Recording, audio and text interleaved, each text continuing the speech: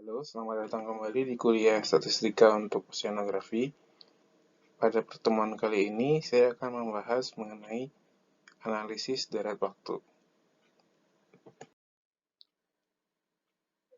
Untuk mengawali pertemuan ini, saya memiliki ilustrasi deret waktu. Ya, jadi saya ada data rata-rata curah hujan bulanan yang diamati dari stasiun Padaherang pada tahun 2001 sampai 2004. Ya, datanya disajikan dalam tabel berikut. Kemudian apabila nilai curah hujan saat ini dianggap dipengaruhi oleh rata-rata curah hujan kemarin dan seterusnya, maka data rata-rata curah hujan di atas dapat dikategorikan sebagai suatu deret waktu. Bila kita plot data tersebut, maka kita bisa melihat bahwa puncaknya berulang setiap setahun ya. Ini tahun pertama 2001, 2002, 2003 gitu ya, dan seterusnya. Nah, yang menarik di sini apakah kita dapat memprediksi curah hujan untuk masa yang akan datang dengan menggunakan data saat ini ataupun data sebelum-sebelumnya. Nah, kita akan mempelajari lebih lanjut dalam suatu model analisis deret waktu atau suatu model deret waktu. Sebelum lebih lanjut mengenai deret waktu, di sini ada beberapa konsep dasar ya untuk mengawali kuliah analisis deret waktu. Nah, apa itu proses stokastik? Ya, jadi proses stokastik adalah barisan dari peubah acak.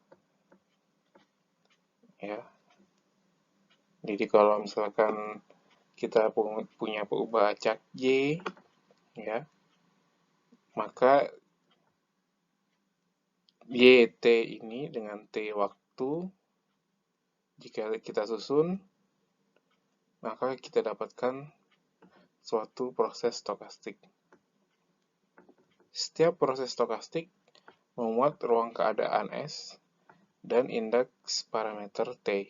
Ya, dalam hal ini S itu adalah YT, ya, dan parameter T ini adalah parameter waktu.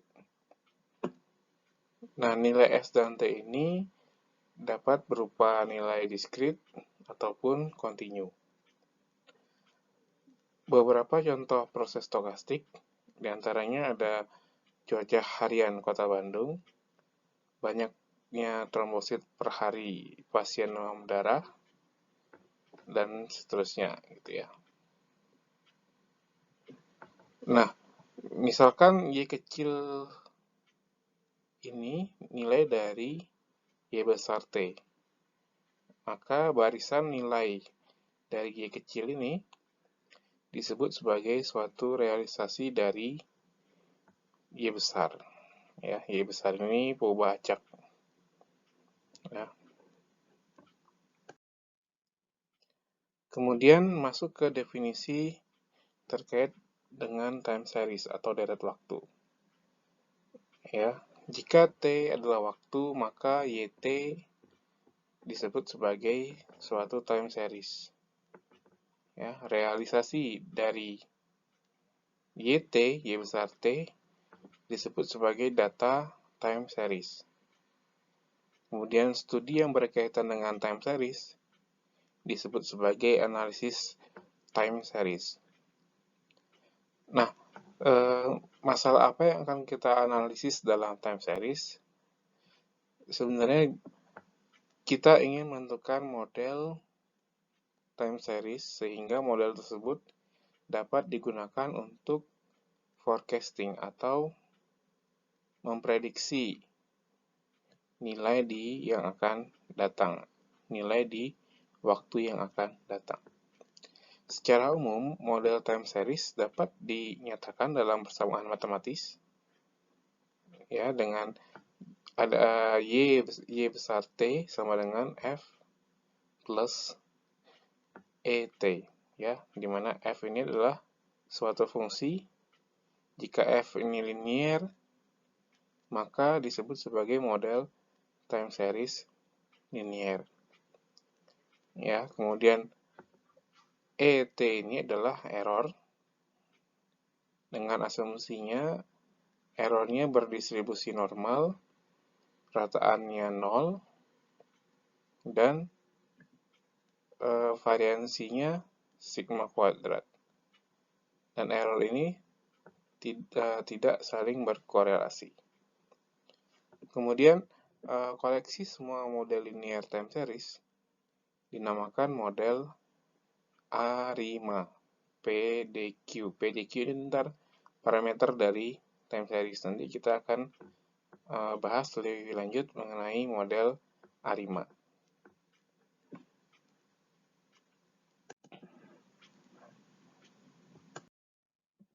Kemudian ini ada beberapa contoh time series, ya. Tingkat pengangguran di Amerika Serikat, ya, dari waktu ke waktu, misalkan profilnya kita bisa lihat sempat naik, turun, fluktuatif, ya.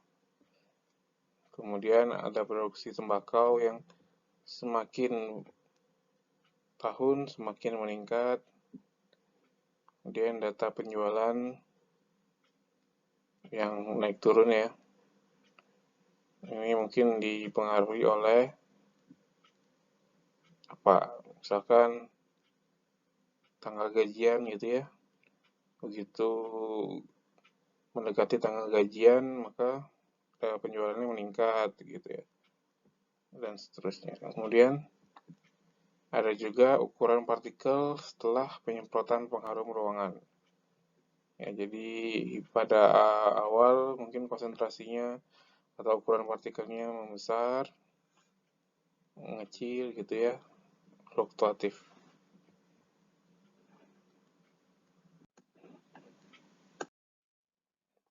Kemudian apa manfaat dan tujuan kita dalam mempelajari time series atau deret waktu? Yang pertama adalah kita ingin memodelkan data time series sehingga dapat dilihat perilaku data lebih lanjut. Kemudian yang kedua, kita ingin memprediksi ke depan, memprediksi suatu nilai gitu, ya, di masa yang akan datang. Atau memprediksi untuk jangka pendek, short time forecasting. Kemudian ada beberapa konsep dasar dalam time series. Yang pertama adalah kestasioneran, ya. Time series Y besar T dinyatakan stasioner, ya. Disebut stasioner jika untuk setiap T ekspektasi dari Y besar T sama dengan mu atau suatu nilai konstan. Kemudian yang kedua, time series YT itu stasioner jika covariance antara YT, ya, dengan YT min K, dengan YT di waktu sebelumnya sama dengan gamma K. Ya, jadi covariance-nya sama dengan gamma K atau tidak bergantung dengan T. Ya, selain dengan dua syarat ini, secara visual kita juga bisa menentukan apakah suatu time series stasioner atau tidak. Jika data time series berfluktuasi di sekitar rataannya dengan variansi konstan, maka kita bisa simpulkan bahwa data time series tersebut merupakan time series yang stasioner, gitu ya.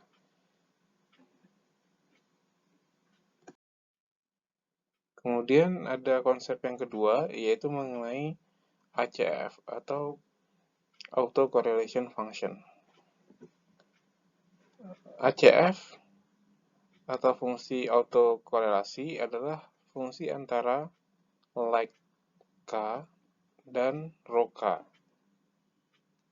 Ya, rho K ini apa? Rho K ini adalah korelasi antara YT di time series di waktu ke T dengan data time series sebelumnya, ya. Dengan K ini adalah lag-nya. Nah, ACF sampel itu dinyatakan dalam RK. Ya, RK ini apa? RK ini rumus untuk fungsi autokorelasi sampel. Ya, jadi RK sama dengan 0 secara signifikan jika nilai RK terletak di antara min 1,96 per akar N dan 1,96 per akar N. Kemudian yang ketiga adalah fungsi parsial autokorelasi. Fungsi parsial autokorelasi adalah fungsi antara lag K dengan pi KK, ya. Di mana pi KK adalah korelasi di antara YT dan YT min K atau data time series pada saat T dengan data time series sebelumnya. Ya, bedanya adalah setelah pengaruh Y1, Y2 sampai YK-1 ditiadakan. Ya, kalau yang tadi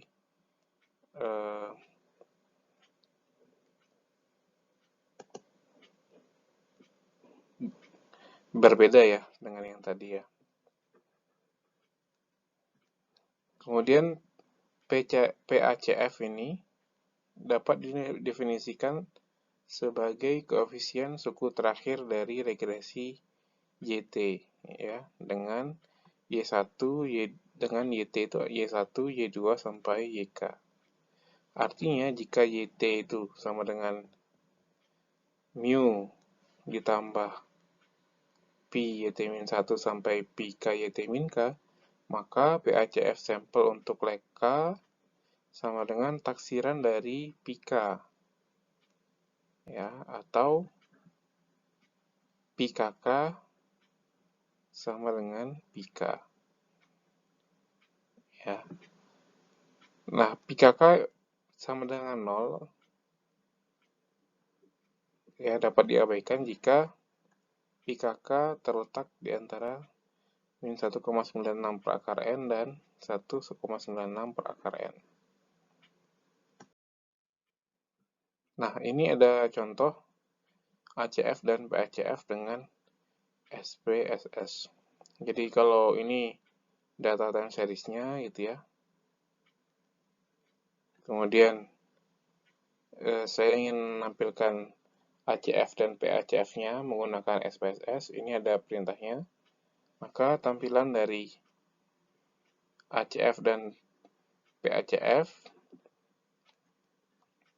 adalah sebagai berikut ya. Yang di atas ini adalah ACF, yang di bawah adalah PACF. Ya, dari data time series ini. Jadi untuk mengenerate ini biasanya kita gunakan software ya. Kalau manual sulit karena datanya sangat banyak, ya, data time seriesnya sangat banyak.